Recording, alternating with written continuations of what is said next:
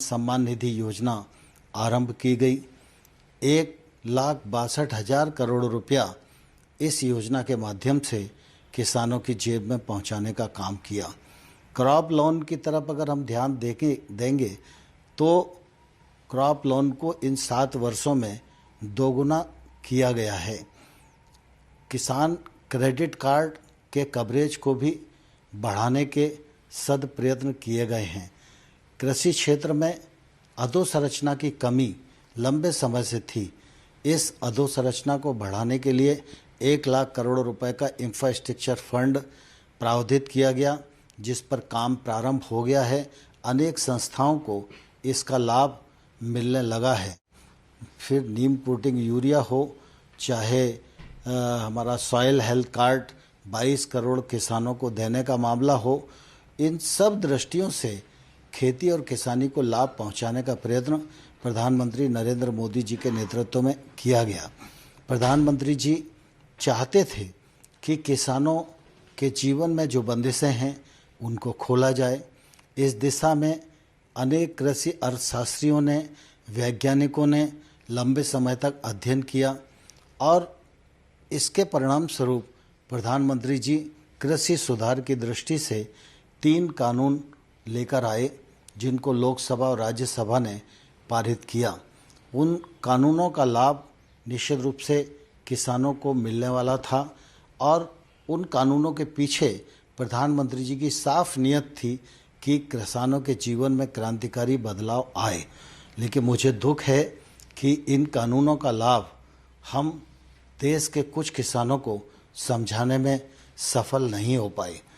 मैं इस अवसर पर उन लोगों को भी धन्यवाद देना चाहता हूं, जिन्होंने हमारे साथ मिलकर, कृषि अर्थशास्त्रियों ने, वैज्ञानिकों ने, किसान संगठनों ने इन लाभों को समझाने की कोशिश की। मैं निश्चित रूप से उनका बहुत आभारी हूं। प्रधानमंत्री जी ने लगातार इस बात की कोशिश की थी कि इन सुधारों के बाद देश के कृषि क्षेत्र में बदलाव आए, लेकिन कुछ ऐसी परिस्थितियां बनी जिसके कारण कुछ किसानों को इन कानूनों में आपत्ति दिखाई देती थी। यद्यपि तर्क के साथ हम लोगों ने चर्चा का रास्ता अपनाया, उनको समझाने की कोशिश की, लेकिन फिर भी हम सफल नहीं हुए।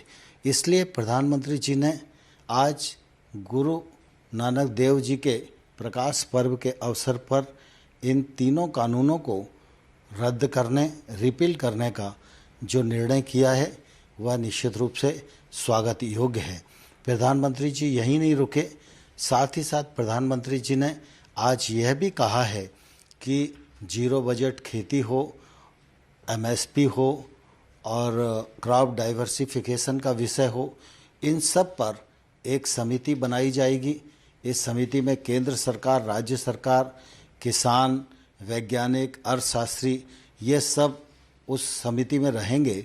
यह समिति एमएसपी को प्रभावी और पारदर्शी बनाने की दिशा में और बाकी विषयों को समेटकर अपनी रिपोर्ट देगी। वह रिपोर्ट आने वाले कल में किसानी के क्षेत्र में लाभप्रद होगी, ऐसा मुझे विश्वास लगता है। और इस दृष्टि से आज प्रधानमंत्री जी ने जो निर्णय किया है, यह उनके बड़प्पन और किसानों की भावनाओं के प्रति संवेदनशीलता का परिचायक है। मैं इस ऐतिहासिक निर्णय के लिए प्रधानमंत्री जी का हृदय से धन्यवाद करता हूं, आभार प्रकट करता हूं।